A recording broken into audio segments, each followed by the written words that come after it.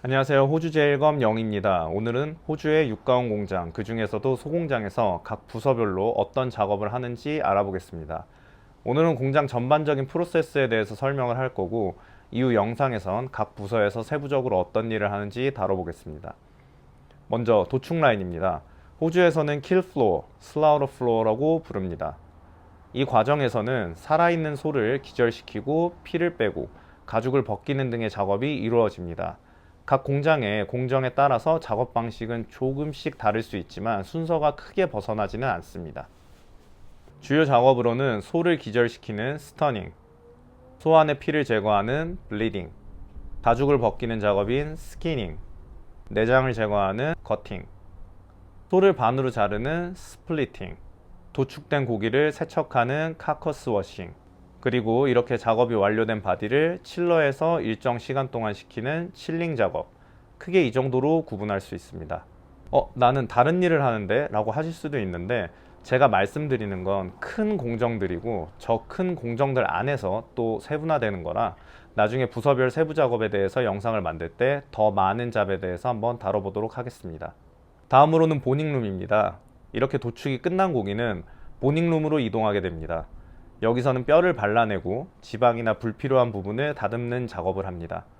보닝룸은 공장에서 가장 큰 부서 중 하나로 많은 인력이 투입됩니다.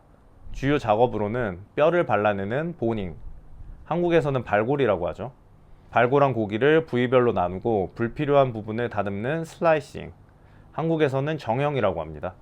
보닝룸은 크게 이 두 가지 공정으로 나뉘고요. 이런 과정이 끝나면 작업이 완료된 고기들이 컨베이어 벨트를 따라서 패킹장이라는 곳으로 이동하게 됩니다.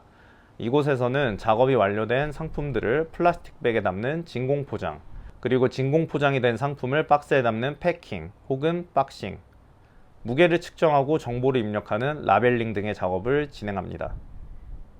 호주의 육가원 공장은 그 규모가 크다 보니 작업량도 어마어마합니다. 때문에 공장 내부에 혹은 공장 소유의 큰 냉장 창고들이 있습니다. 패킹장 공정이 끝난 상품들은 콜드 스토리지로 넘어와서 보관되게 되며 이 공정들이 포함된 곳을 저희는 로드아웃이라고 부릅니다. 이곳에서는 보닝룸에서 넘어온 상품들 혹은 창고에서 출하된 상품들을 팔레트 위에 쌓는 팔레타이징이라는 작업을 하고요.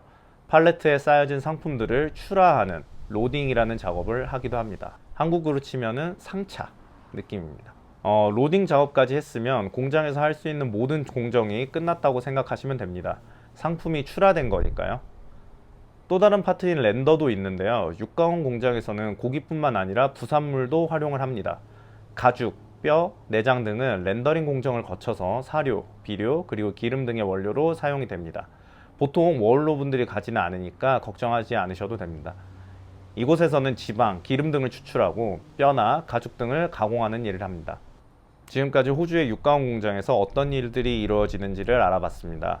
도축부터 포장, 그리고 부산물 활용까지 다양한 공정을 거쳐서 우리에게 고기가 공급이 됩니다.